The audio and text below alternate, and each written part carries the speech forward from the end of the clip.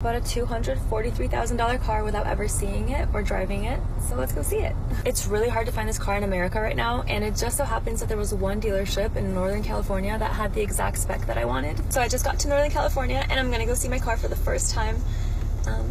Every day I see working people looking around and asking the exact same question. How is everyone still spending so much money? You go online and it is a never-ending parade of $200,000 cars, $50 smoothies and luxury hauls. Meanwhile, regular folks are just trying to stretch a bag of groceries until Friday. What we are witnessing right now isn't economic health. It is a massive, nationwide coping mechanism funded by plastic.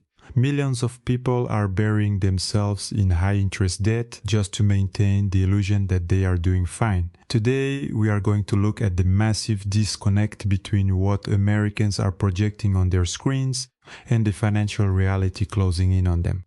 Y'all want to know what I'm tired of seeing when I get on the internet? Y'all didn't ask, but I'm going to tell y'all. I am tired of seeing so much over-consumerism.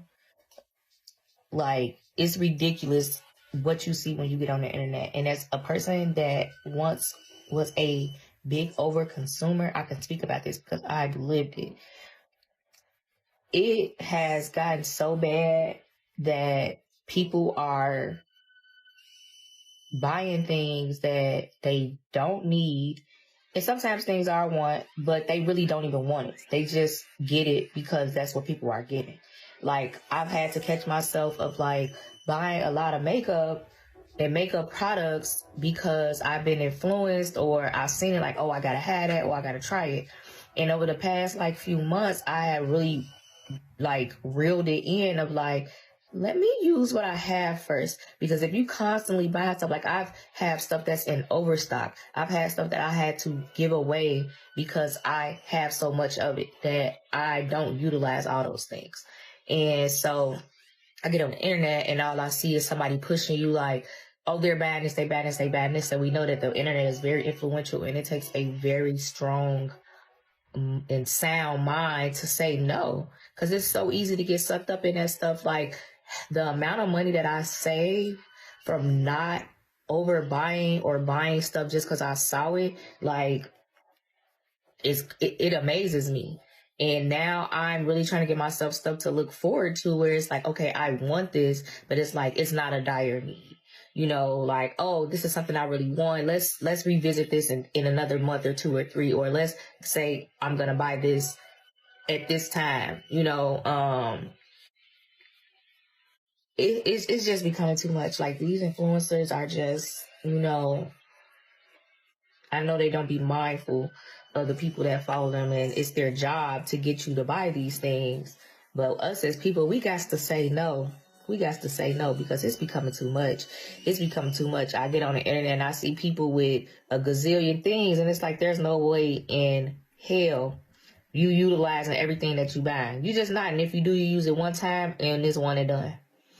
We got to say no, y'all. It's honestly crazy to me to see how people save or spend their money. Like, I know several people who make like a okay living, but then they're out buying dinner all the time or spending money on drinks or buying new clothes. And I'm like, are you not saving any money? Like, I feel like probably because I was raised with like a mindset of scarcity. Like my dad would be like, check how many ounces are on the cereal box. Like then we'll buy the cheaper one or like whatever. Like that was just always what I was hearing when I was younger. And so I save like everything. Like I would rather eat at home and then go see friends and like eat dinner. Like it's just how I was raised. And so that's like my mindset is, oh, we need to save money, etc. So I can buy a house one day and whatever. But I feel like all my friends in LA and people I see on social media especially are out here with like Bottega purses and like buying dinner every other freaking day and eating at Erewhon. And I'm like, I know that I probably make more than you, but like, how are you doing that? Like, how are you actually, like, are you saving any money? It's wild to me. And then my boyfriend the other day was like, most people don't think about money the way you do, Sarah. Like most people aren't, you know, trying to like save everything. And I like, you know, you have to spend money to make money, but like, it's wild. These are 3 things that I've spent an enormous amount of money on, and I am happy I did so, even though I'm a type of person to save my money and budget as of like 2 years ago. So this wasn't always the case. One is my car. It has improved my life significantly, like, which is so interesting to say. I didn't realize this would happen. First of all, the music works, the radio works. So I'm able to listen to music to and from work. It has a sunroof, and I'm all about sun and lighting. And it's just like chef's kiss when you're just in your car for, you know, X amount of time. Love that. I also really love my Bottega Veneta Mini Wallace in brown. It's amazing. It's like the perfect bag, perfect size, perfect color. I feel like I could live off of that one bag, and I'm thinking of selling all of my other designer bags because I don't need them. Like, and then 3, this Elsa Peretti by Tiffany. It's Tiffany. You don't need Tiffany, but I already have it and I love it, so that's why. But this is a 16-inch, and then the diamond is 0.23, and the clarity of this diamond is so insanely good. Like, say what you will, but Tiffany is pretty good. I don't even remember how much this cost me. This was about 7 years ago, but they don't even have this size and price on the website anymore because it has increased significantly, which is so crazy. My bag was about $2,600, and then my necklace, I don't remember, but probably like $1,700, and it's now worth like $2,500, which is pretty crazy. Let's talk about how much credit card debt I am in, and spoiler alert, it is massive.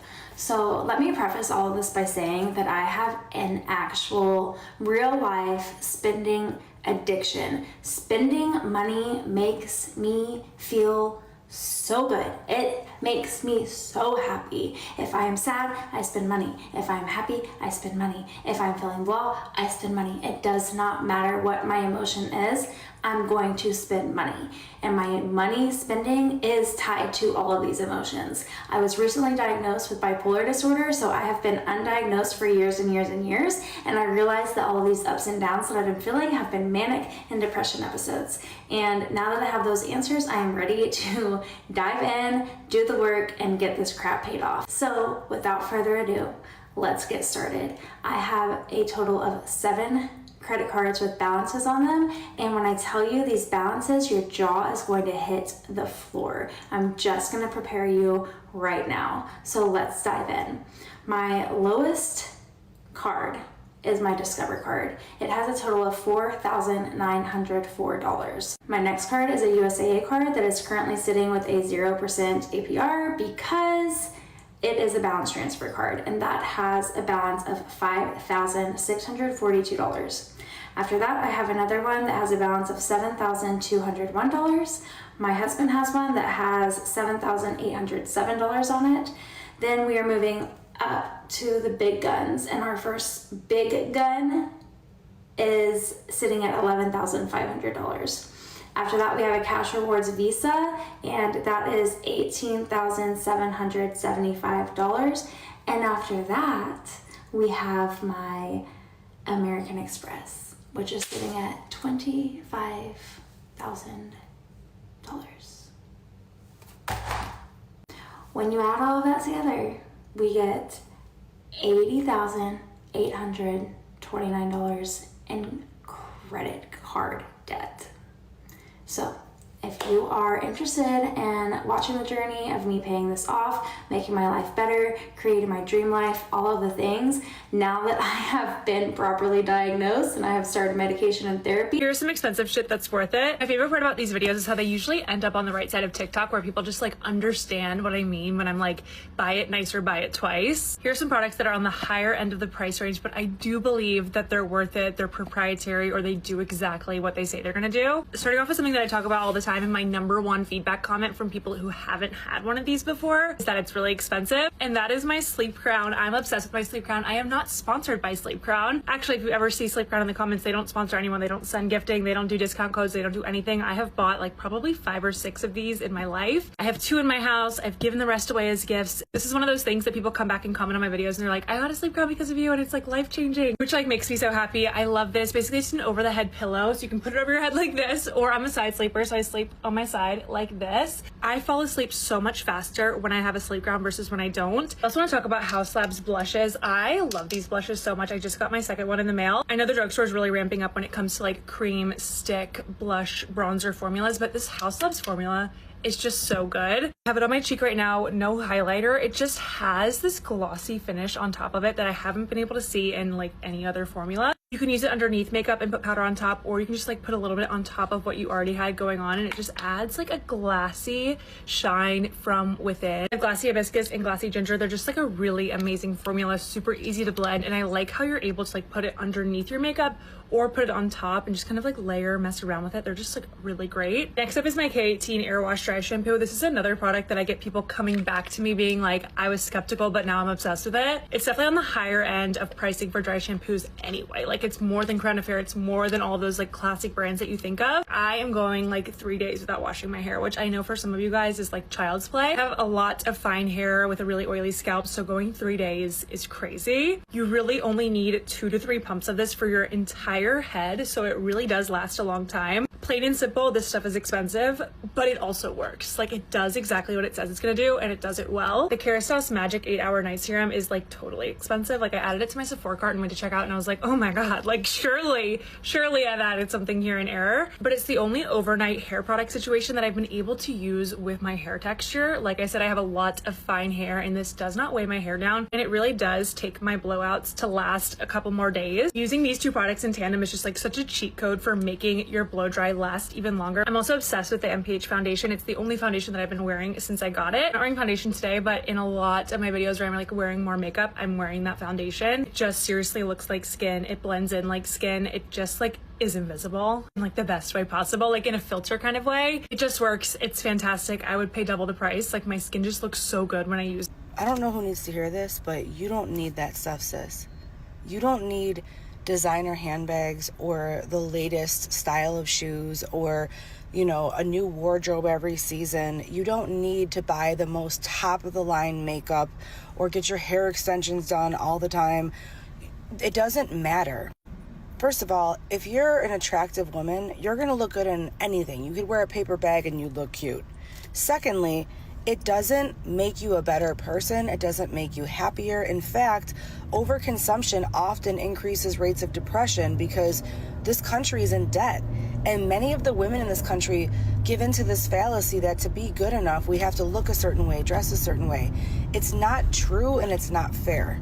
The fashion, beauty, and even technology industry is designed to make money, to basically exploit you, to find the things that you think are weaknesses and make money off of it. You need to find peace from within. I'm seeing the wonderful sentiment of, unfortunately, budgeting is not an option. I just need to make more money resurface again.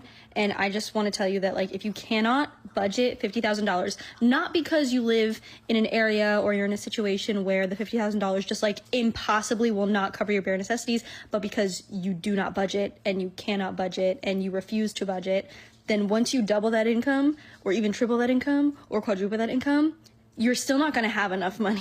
You're not going to have enough money because if it's a spending problem, the spending problem will expand to fill the space that you give it. Like, it's a common thing for people who make 6 figures or, you know, multiple 6 figures to be like, I am living paycheck to paycheck. Like, that's a situation that happens and is not like, I wouldn't say it's like 90% of people who make a ton of money, but it's a notable chunk of people who make a lot of money. Enough that, like, when you read a book about finances, they always talk about it. They're like, hey, lots of people make 6 figures, make multiple 6 figures, and are still like one problem away from total financial destruction. So what you should be aiming for is enough money to pay someone else to manage your money and keep it away from you so that you only have access to exactly what you can spend. So that's what you should aim for. It's a good reason why you might be poor. You have 2 brand new vehicles, 2 car payments. Oh, let's just say $2,500 a month. House payment, $3,000 a month.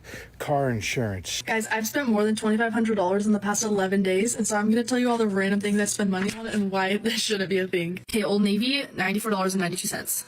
Chick-fil-A, $9.98. Slackwater Pizza Place, $22.05. I got a facial and it was $24. I bought Lainey concert tickets. It was $98.87. Went to the movies with me and a friend, and it was $27.59. Got 7 Bros, and it was $8.68. Went to Call to Surf and spent $42.45. Had to park at the Lainey concert, and it was $21.20. Got Swig with a friend, and I bought it, and it was $8.66. Went to Chipotle and it was $7.59. Went to Maverick and got gas and spent $50. Went to Texas Roadhouse with my friends and I bought it for everyone. It was $40.73. Got a new phone, had to pay the whole taxes and sales taxes and everything on it. It was $142.69. Got Swig and it was $4.71. Went to Zupas and it was $14.41. Got a new hydro jug and it was $37.17. Went to Free People, got pants and a shirt and it was $141.29. Went to IHOP with me and a friend and I bought it and it was $47.43. Went to the movies again with a friend but on discount day, so it was $16.42. Went to Seven Brothers again and it was $8.68. Went to Target and it was $20.12. Went to Zupas again and it was $18.41. I went to Lululemon and I had a $300 gift card and I spent on top of that $300 gift card $248.07. Went to Brandy and spent $38.68. Had to get gas again and it was $50. Went to a smoothie place with me and my friends. It was $31.38. Bought it for everyone. Spent $10.75 at Target again. Got more Swig and it was $4.16. I got more pants and another shirt from Free People and so it was $146.13. I went to Cotton On and spent $26.97. I got a shirt at Bohm on sale for $21.06. Went to Zupas again and it was $12.79. Had to pay rent and it was $625. Went and got food with my friend at Flower Child and it was $19.74. Went to Dutch Bros and spent $3.96. I bought 2 flights to Arizona, 2 trips to Arizona, back and forth, and it was $417. I missed Pilates and so then they charged me $12. I went to Zupas again and it was $14.41. And I got a movie on Prime and it was $4.28. This really shows you how everything adds up in your life. 11 days ago, I was $2,594.43 richer. People do not mess around when it comes to their $50 shakes, their $50 smoothies. This is Erewhon in Beverly Hills, and the line is out the door begging. They're basically begging Erewhon to give them $50 for a shake. Let me know, have you tried the shakes here? I just spent $70 on placemats. Let me at least show you what I got. Number one is this butterfly placemat. I mean, how gorgeous is that? There's not a tag on this. No tag, no nothing. Okay, I was pretty upset with myself in that video because I was like, why did I buy something that was that expensive and it's just a placemat? I digress. I think I've turned a bad idea into quite a good one. I am really tired of how gray this room is. It's beautiful. However, I wanted to add some color. I was like, I love how these placemats look. What if I put them on a canvas? Like so. So let's do it. The one thing is do I want to have it vertical or horizontal? It's gonna go above this bed. Probably horizontal, right? Okay, let's just do it. Okay, boom, I've gotten to about right there. Probably add like 2 more coats of paint and then see what happens. But yeah, I probably won't be able to finish this today, but follow along because I will be documenting this and hopefully it looks good. Praying, okay. What these clips show us is a society running entirely on fumes and financing. We have a culture that has replaced actual financial stability with the temporary appearance of it. When the traditional markers of an American life, buying a starter home, saving for a decent retirement, getting ahead of inflation, feel completely out of reach, people redirect that frustration into immediate gratification. It is easier to finance a luxury car or rack up $80,000 in credit card debt for designer clothes than it is to beat a rigged housing market. But the bill always comes due. The big banks and credit card companies are making an absolute killing of this desperation, trapping an entire generation in a cycle of minimum payments. It is a profound systemic trap wrapped in retail therapy. Look around your own town. Are you seeing this exact same disconnect? People flashing brand new cars while struggling to afford basic rent? Let me know what you are noticing in your community down in the comments. Thanks for watching. I'll see you in the next one. Take care.